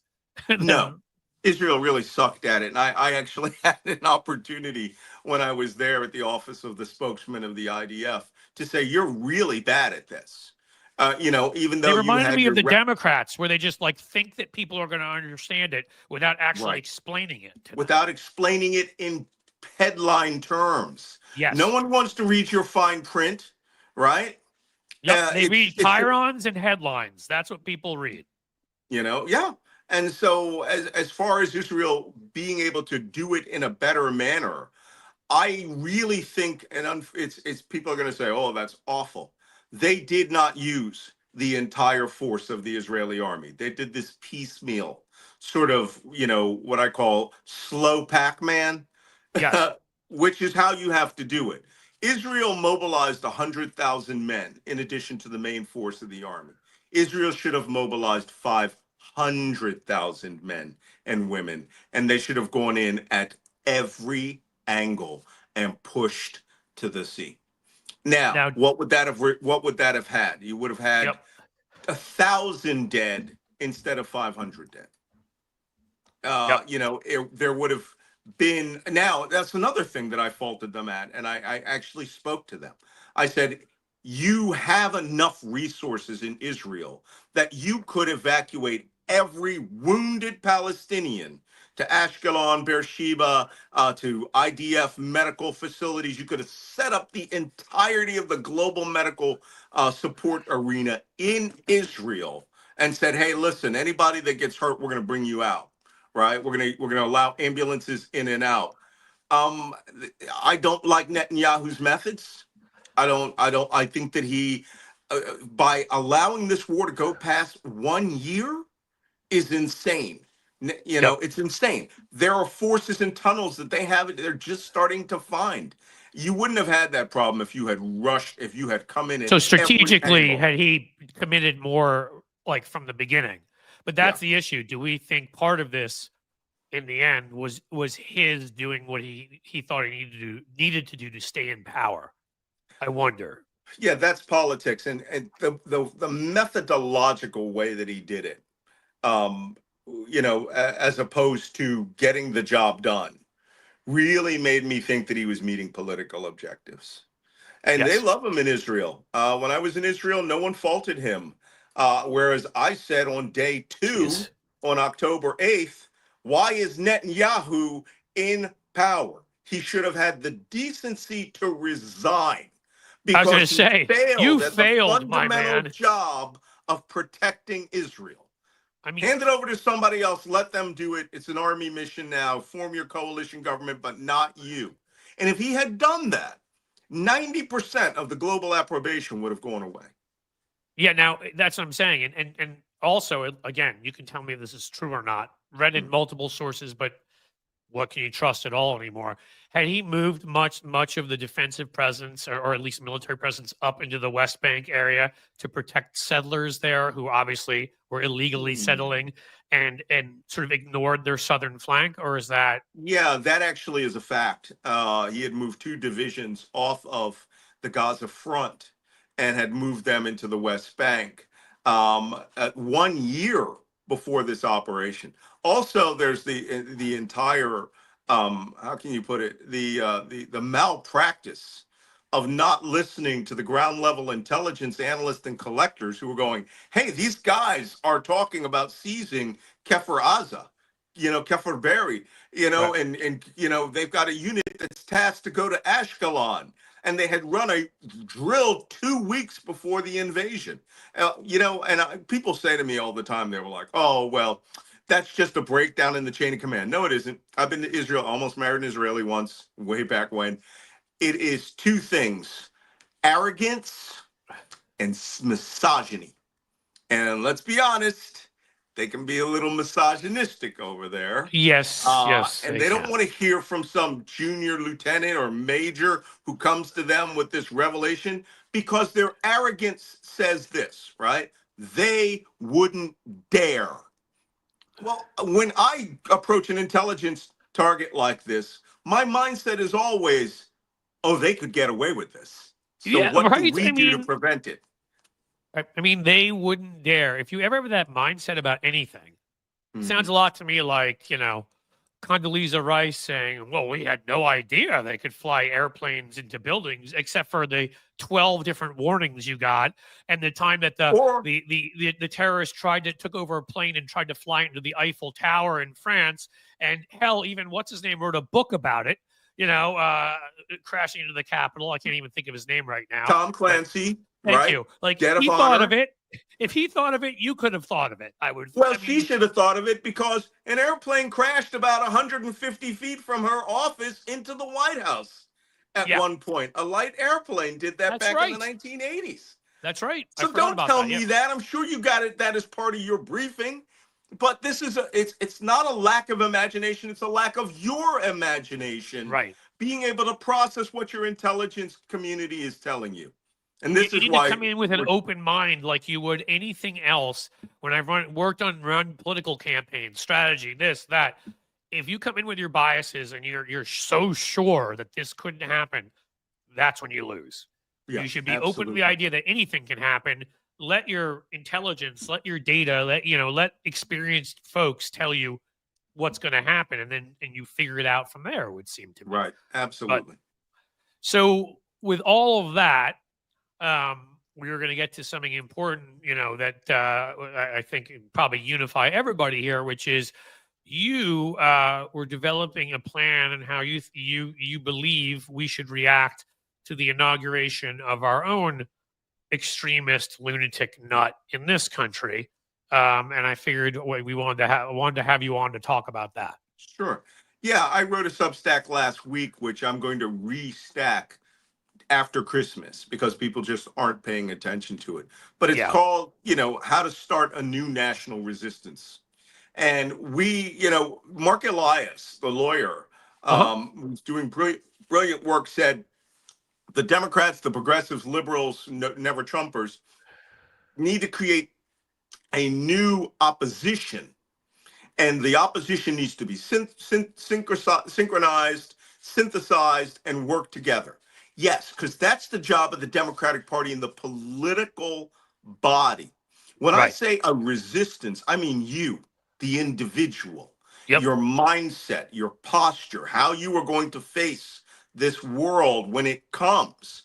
The average person who's listening to you, the average person who's on Twitter or Blue Sky, Facebook, Instagram, whatever, they don't ever they're expecting to be given some sort of, tips and Yep. communications that will help them at a single individual level resist what's going on. And Right. so what I said in this Substack is, look, here's 3 things you can do, which actually came out to 4, right? That you can do to start by programming counter inauguration, activities. And the first one is very, very simple. A 100-hour media blackout. I Starting the like it. morning, 8 a.m. of the 20th, or whenever you want, turn it off. Turn the TVs off. Turn off, if so, don't follow the inauguration in social media, all right, at all. Just Okay. do not engage in it. Do not take part in it. Don't bring your presence to it. And this So is something. social media, are you saying don't respond there either? Yes. Because So I mean, I already refuse if to you want watch to, cable, and I've got my sources. I'm sure you're familiar with some of them because you go on them like me, like Stephanie Miller and sure. Hal Sparks. The sexy liberal universe is my Yeah. universe. But the other stuff I mean, that's easy, and I don't think I could stomach watching Trump be inaugurated and Right. having all of our leaders there treating him like it's normal. So Sure. very easy So for me to not watch it. but if we coordinate this, right, we get Yes. this word out there so that there's the great inauguration blackout. Here's the kicker. 1, it's quantifiable because the news media Yep. will know who's not watching. Not at Yep. all. And this is when I say, do not change the channel on there. Your 1 second on their channel will be counted as viewership. We want to personally show them the power of not watching you or participating in this. Number 2, by doing that, it becomes a story. And by the Yes. end of the week, when PR, that what I 100 always hours say. goes out, the Yes, media will be spectacle going, hey, wait creates. a minute. Yeah. Go ahead. Yeah, Go go ahead. on. I'm sorry, Malcolm. Yeah, the media will say, hey, wait a minute. Wow, there was a huge blackout. And, these people chose not to participate. And, I actually made a joke that we should form a political action committee that could be called NOPE, NOPE, right? Not our president ever. and, I to like where it. we just say, you're having your time. This is the guy you voted for. 77 million of them voted for you, right? But 76.5 million didn't, and 90 million didn't vote at Vote at all. all. Yeah. You right? So don't come up here and tell us this is a mandate. Don't come up and shove your lives in our face. We don't care what you say. We'll catch it the following Saturday when we turn our systems back on, and maybe I will focus it on, making people watch Jonathan Capehart and Michael Steele's show only, Yep. because Right. those are The two couple people who are people that are pretty being, fair arbiters. yes, they've been honest. I still love that Jonathan Capehart. I had a video I did that went viral on here and got, I don't know. I mean, not crazy viral, but 125,000 views or something. When Capehart, when he basically ripped Hugh Hewitt. Hugh Hewitt started crying and stood up and threw down his microphone and said, "I'm leaving and I quit." And I was very proud of that. I don't know Jonathan Capehart personally. I'd like to just to Such a shake nice his guy. hand on the fact that he made Hugh Hewitt cry like a little baby and storm off. So that was Yeah, nice. well, but his show and other shows are on the chopping block now. Anything that is openly opposed to Trump is likely to be cut. So like I find Lawrence O'Donnell to be very helpful on. Like but I'm if not. we, Yeah, go ahead. Go ahead. Sorry. but if we, as rejectionists, right, and resistance, if we can focus our financial savvy, which is our presence. And this, by the way, comes from a philosophy of Dan Savage, the sex columnist, who would I've say had him that, on a past podcast. He's love terrific. Dan Savage. Yeah. Great. He's a brilliant guy. I spoke to him Hilarious. recently. And Dan's philosophy is, if you cannot accept us as we are, we will remove our presence from your life. Right. And this is how you get people that reject homosexuals or transgendered people, but want you to, keep being involved in their life. No, you have to work with a strategy of absence, not a strategy of in-your-face protests. Right now, we know Trump wants in-your-face protest. And we know, let's be honest, some of the most activated people out there in Antifa are actually violent extremists of Black Bloc and the anarchists and these other groups, and they want to hijack this movement. And the Trump at 1 minute past 12 on the 20th will have all the authority to use any violence and force of the United States government he wants. So don't be there. But if you must be there, that leads me to another strategy you can use. The first one was 100-hour blackout. The second one was the great Twitter walk-off. At 12 noon on the 20th to protest President Musk, okay, if you are not a major influencer, which means hundreds of thousands of followers, delete your Twitter account. Okay. Delete it.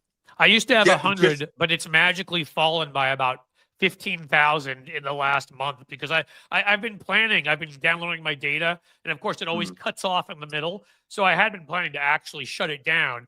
I haven't yet because the a-holes there can't seem to give me my data so I can be done. So once I do that, I was going to do it, but I'm happy to wait till if that day has more impact. I'll wait till that day to do it. That's fine with me. The only thing that I say is that guys like you, influencers, people like myself, I have 1 million followers. I lost 100,000 followers in a day. That's how many bots were following me. I believe it. Because if you think about the percentage, if I had, I think where I topped out, I hit, I think around 100, 101, something like that.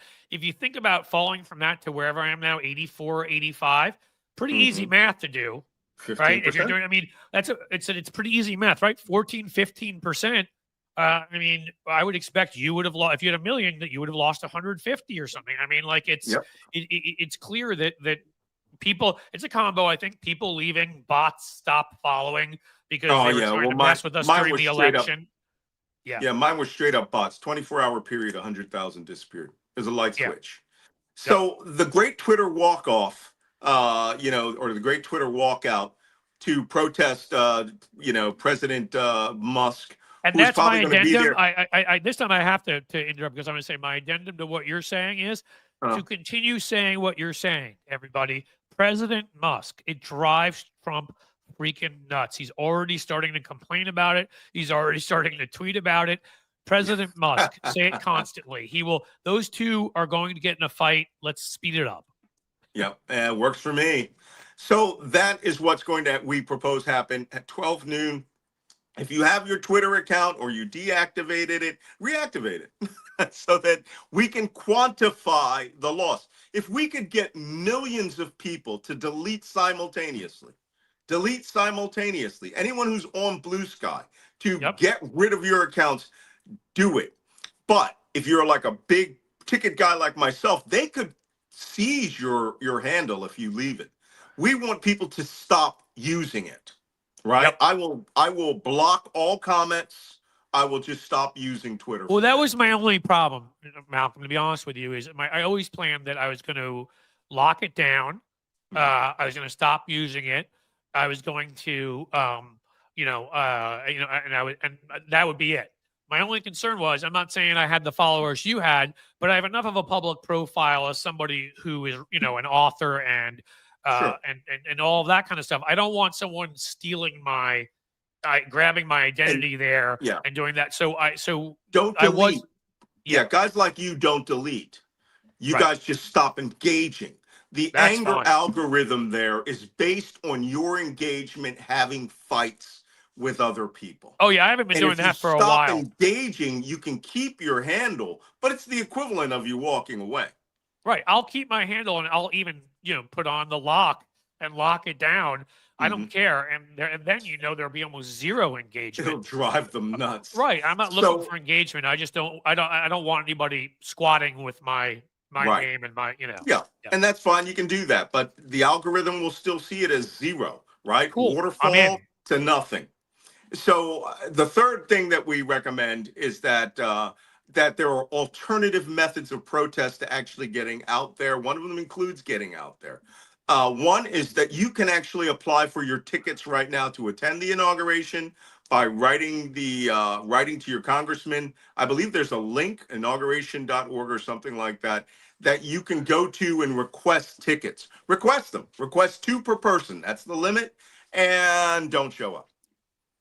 Okay. I think that's a brilliant one too. And what's great about all of this is actually YouTube's the main place I go, and Twitch I'm at, whatever. But this is streaming on Twitter right now, so they can know good. They'll know what we have planned, what we have coming. Like I care. What are you gonna do? No, get me off Twitter and push me to Blue Sky. I was gonna say, I wasn't even saying that I saying just the opposite. I want them to know. I'm glad it's streaming on there. Let those sons of bitches know what we're gonna do. It took me 10 years to get to 1 million followers on Twitter, and I reached 200,000 on Blue Sky in less than 3 weeks. There you go. Right. I mean, again, I just, and I've been concentrating here. I hit 101,000, and then I got 2,600 bots purged. So I felt, which again, I'm glad they did it. It's just sort of like, why did you wait till I broke 100,000? You guys make a big deal of that. You send out the nice little plaque and all that. So it's like you waited till I got past there. But last I looked, I haven't looked this whole time. Hal Sparks, I was on with yesterday, was like, everybody go follow, subscribe. And I'd gotten back up to within 40 of 100,000. So I have a good feeling I'm probably past it.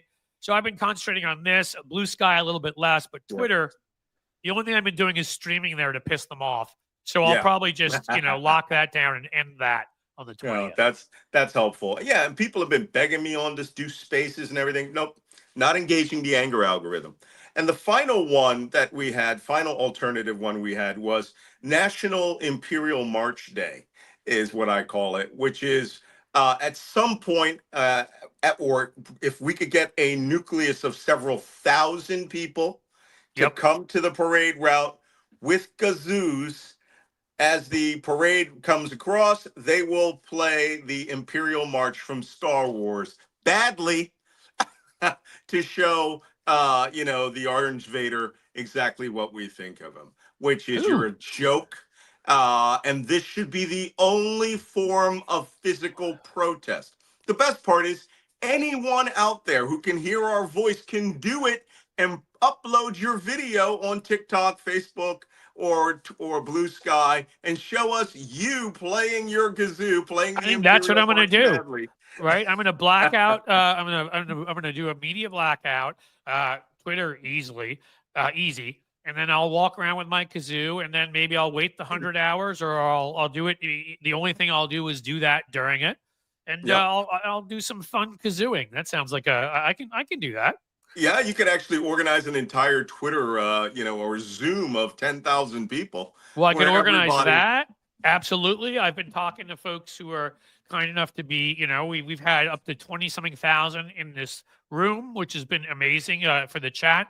And there's a whole good bunch of them who are either from Cincinnati or Columbus or from Northern Kentucky, or maybe we can all meet in Cincinnati and go for a nice little march. I don't know. We'll figure it out. But as you said before, what made my living in, for the most part, understanding media. What I always try to teach Democrats who just seem to have so much of a harder time getting it, and I'm talking about electeds, spectacle, right?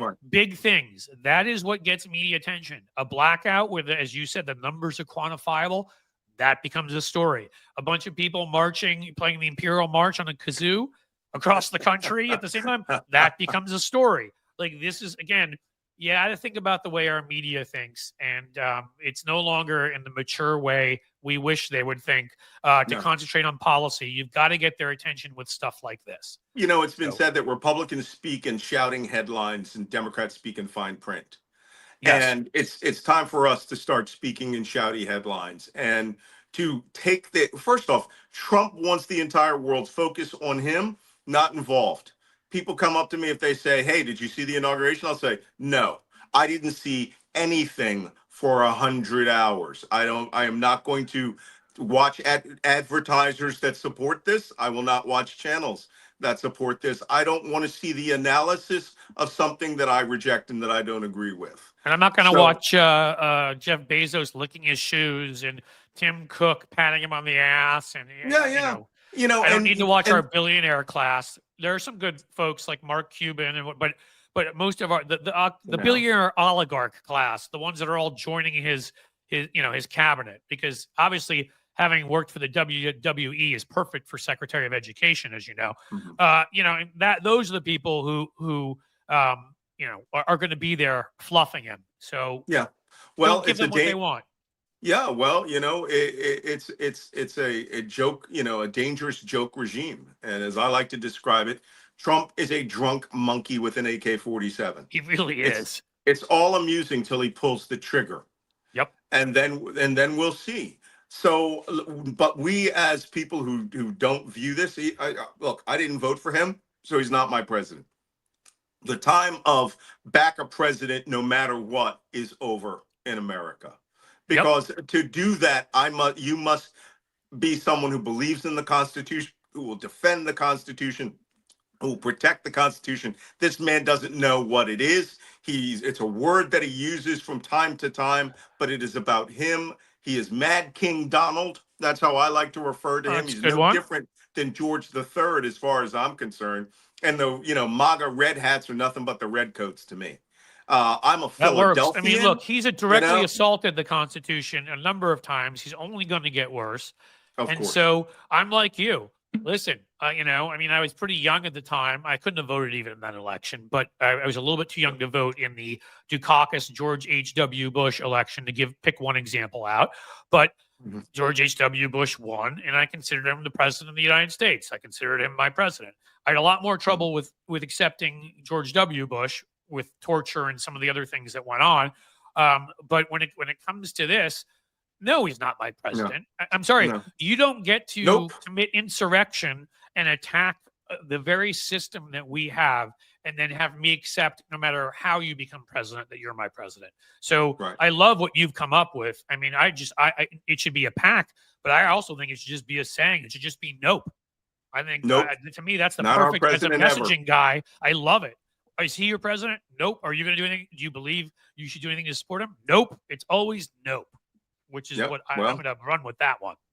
Well, let's get that super PAC going. Another thing, the reason I mentioned that it's a PAC, we do not support each other as Democrats, progressives, conservative never Trumpers.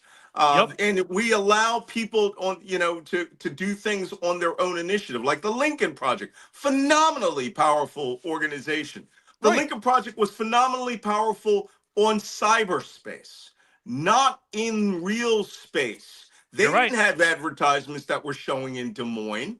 Not at all. They didn't, they could put out an awesome video, but no one would broadcast these things. We have to get to the point where our message needs to show up, in the Cracker Barrel, or You're at right. the When you go the into the Chick-fil-A. gym, as somebody who's in Ohio, and again, Cincinnati is a pretty liberal city, so we're an exception, a blue dot. But even I go 20 minutes, in a certain direction here, and anywhere you go into a bar, Fox News is on. You go into a gym, Fox News is on. You go into our airport here, it's almost always Fox News. I mean, that stuff is the kind of stuff that we have to change. Yep. And part of And that we is got to by complain about it. culturally, yeah, complaining about it, but culturally changing by talking to people, by being loud, by creating our own channels. Again, I only started taking this channel, what I would say, consider, seriously, maybe 6 months ago, where I started really putting up content every day. Before that, once a week, twice a week, whatever. And I'm at 100,000. So, I'm so glad that folks here have supported me. You're supporting me by coming on here with your big following. Hopefully, I'm helping you get your message out about the inauguration to people. We should be supporting each other if in the end we care about winning this thing. If it's all just about, adulation and money, then fine. Everybody just support themselves and do their own thing. But if it's actually about caring about the country you're from and being embarrassed that we could have elected this thing again, that I won't even call a human, and that Elon Musk, this zero EQ lawn chair personality loser, exerts the kind of power that he does, and Mike Johnson, who, when he's not busy, monitoring his son's adult entertainment viewing, is out there losing votes. I mean, this group of losers, my God. I mean, as I said, I don't believe in bullying in general, but I'd love to go back to high school and stuff them all into lockers. They're tools. Don't And worry. They're we should, metaphorically being stuffed into lockers right now. yeah. Well, let's keep it going. All right. Well, that's what I have to say. I agree that we need to create our own new information ecosphere, and some people need to understand that we have to learn the lessons of the failure of the Women's March in 2017, which was they massed all this power. They got the pink pussy hat to be famous, and the minute that march ended, infighting started. Everyone wanted to get their own donor to give them their money. That's and it's like, no, we need to create a national resistance organization who, unlike Indivisible, which was a great idea at the beginning, you don't just say, okay, I've got a PDF of 20 points or 10 or 15 points, and go do your own thing and never hear from us again. You have to actually create an organization that is not the Democratic Party. I agree. Is wholly independent of it, that will help push the Democratic Party to do the right thing by, like, not bending at the knee or not accepting this, or to force congressmen not to come to the inauguration. Yep. Okay. Well, I think that organization is going to be called Nope. And I think we're talking to people here. I mean, I think it's great. And we're going to share everywhere where people can find you up here. Thank you, Jim, our moderator, our head moderator, for doing that. And I will have you on for periodic updates to keep the crowd, knowing what you're doing. I'm sure they'll be reading you more and listening to you more if they don't already. But I'm going to be checking in with you as I do privately, Malcolm, so that I can have my texts read back to me in Russian, because I always that's still one of the initially creepiest and then funniest moments of my life, that I'm like, well, I speak French. Why is Malcolm doing this in Russian? I'm going to go in and I'm going to write back to him in French just to screw with him. And I go in because I've been dictating it. And I go in and I see, holy crap, he didn't say that in Russian. That was just read to me in Russian. And I'm like, oh, our friends are listening. Yeah, there's a watch section that has duty on Malcolm Nance. So, don't use text. For that purpose. Well, Signal is how I will be contacting you. That will be the plan. And I'll be talking, because what we can do leading up to it on Blue Sky, here on my channel, other channels, I think are your Substack are all conversations that we should have. So Appreciate it. I will be in touch. You're still one of my heroes again. I mean, if you hadn't been out there speaking as strongly, again, I think people will never understand what side, having sympathy for Gazan children, having sympathy for Palestinian children is something I have more than the 30% of Muslims, by the way, who voted for Trump. Not the 70% who did the right thing, but the 30%. And yet people will never get, unless they are Jewish, and I'm not religious at all, and I'm not even that ethnically Jewish at all, but when you see people saying things that echo history where bad things have happened to your family, having people that are outside of your sphere who are not Jewish speaking out and calling out anti-Semitism is a pretty important and powerful thing. So I can never thank you enough for that, because you had a large account, a large voice, and you spoke for people like me. So thank you. Doing what's right never hurts. I'm going to go with that. I like that. You take care. If Merry Christmas. I think you said you're a Catholic, so you're a Christmas kind of guy. We do both. So we're, Merry Christmaka, I guess you could say to us. Christmahana Kwanzaa. That's right. Kwanzaa in there too. I should have thrown that out. I should not forget that. And don't forget to send people to see the wicked version of the description of Hanukkah. It's brilliant. Where is this? I want to do that. It's on Twitter. It's a musical number called Wicked Explains Hanukkah, and it's brilliant. Oh my God. Well, then I have to see it. Okay. I appreciate it. You take care, buddy. All right. Take care, Cliff. All right, folks. The one and only Malcolm Nance. And yes, I know there was some disagreement in here and people debating aspects of what he was saying. But the thing about Malcolm that I like is with the military and intelligence background, he's always given this from an intelligence perspective. And it doesn't take away from innocent lives lost. And it doesn't mean, again, I'll let Malcolm speak for himself. I speak for me and say what I think about Netanyahu and the far right in Israel and lives lost. And I don't differentiate, be they Armenian, Palestinian, Jewish, whatever. But I do take serious offense that even before anything had been done, some of the initial comments coming out were just like, well, Zionist Jews shouldn't even be there anyhow. And we can debate that some other time about artifacts found and things of that nature. And I don't even want to get into that. And partitions accepted by some sides and not others. But you know what? Doesn't much matter. Innocent people should never be tortured, raped, murdered, and none of that should happen. None of what happened in Gaza should have had to happen, should have happened. Okay? That was by design by Hamas. And so, we can, if you disagree, we can agree to disagree, unless obviously you're a blatant anti-Semite, in which case we can agree to just never talk again. That's how we would handle that. Anybody have any positive thoughts they want to offer going into the Christmas and the Hanukkah? I don't know if she never said that. The Kwanzaa. I almost was laughing too hard to say that. Anybody doing anything exciting? Anybody avoiding MAGA relatives? Anybody anything interesting you want to say? Go for it. That will probably have a couple of, there you go, Paul Young, civilly disagree. There you go. You can do that. You know what? We civilly disagree on a bunch of things as Democrats. And if we can't do that, that's why I've tried to have hard conversations here. And I don't think everybody's always agreed with me on things, and you shouldn't. Because what our coalition should be is from leftists on over to never Trumpers. There are some issues we're going to disagree on.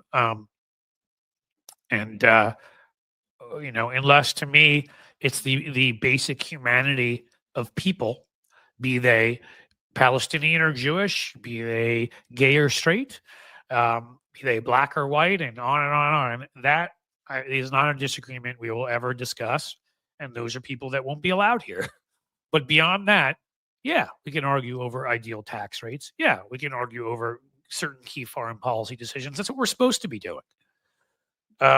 Sheldon Hughes, thank you for the $5 super chat.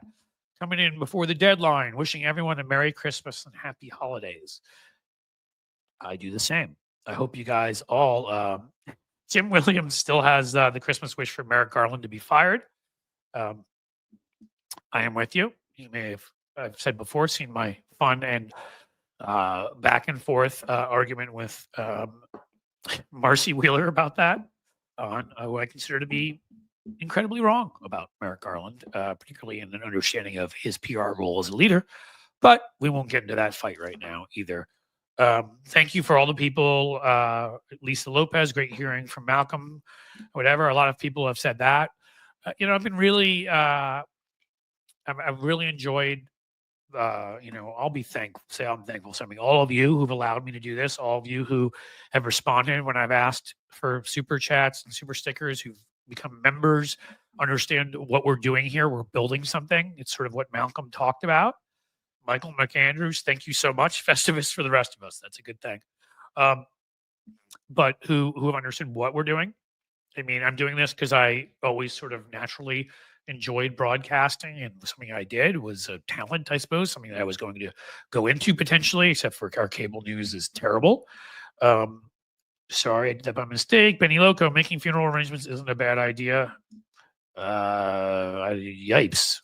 That's dark. I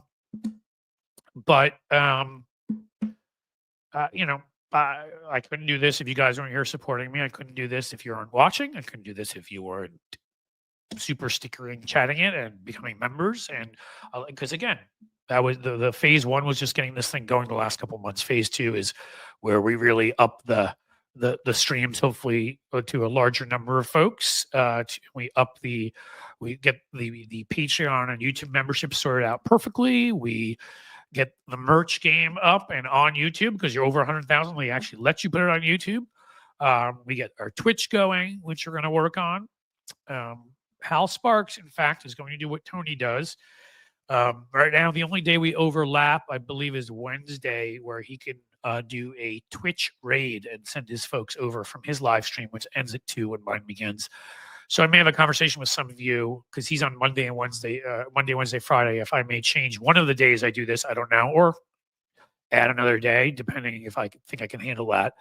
It's a lot, but because then Hal could throw folks this way 2 days. But there are plans. Again, this has to be a channel. This has to be a network, organization, whatever you want to call it, of all of us able to get a voice out, able to get a message out.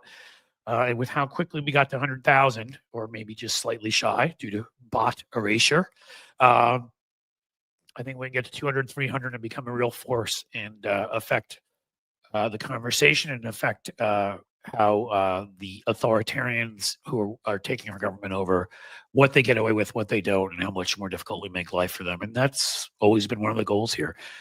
And to push Democrats to be tougher, because some of the statements about pardons and this other crap lately has had me in a bad mood. And I think there are a number of younger, more aggressive, like the video I did on Chris Murphy and Maxwell Frost. It came from one of these live streams. Like, that's the way.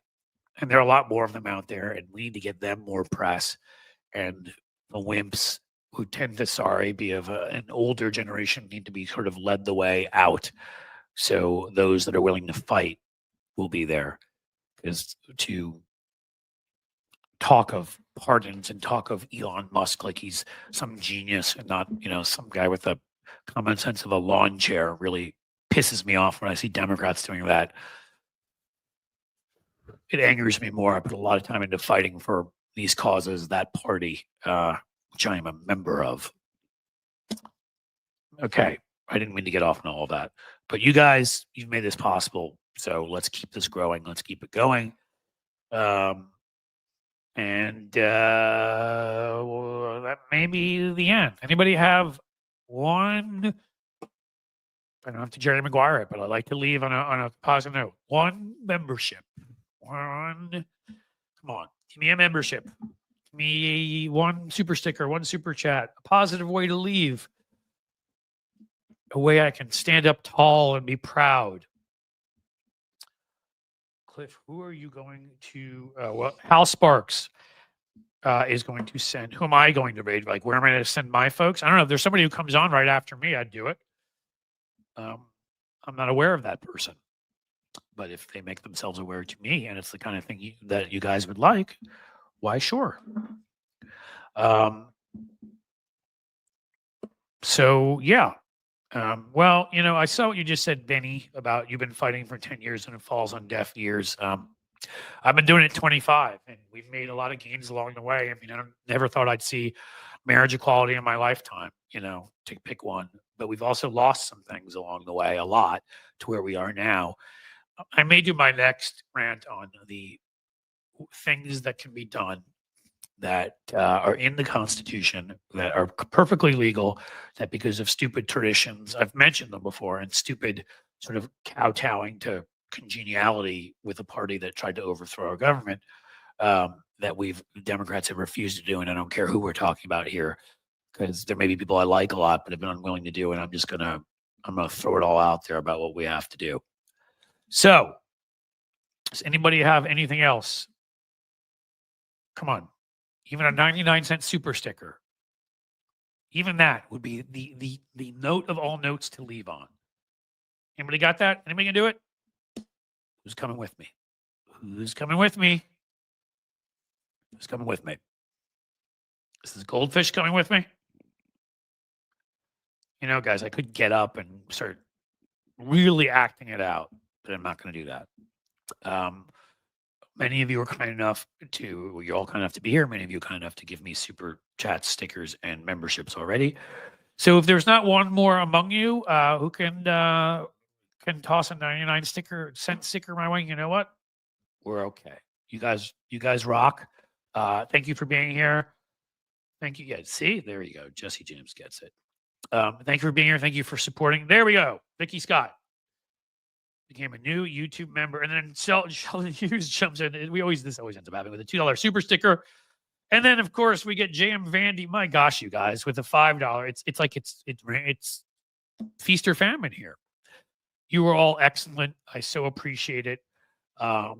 And one of the things I'm also working on is we'll have a list of names of people who've given and all that, and our members that we can sort of have flow down the screen at the end, so people can see that. You guys are terrific. Thank you, moderators. Jim, you're fantastic. Thank you, everybody, for being here. And I'm going to go over and off to Christmas Eve. So, as the sun sets slowly in the west, folks, I bid you a fond farewell.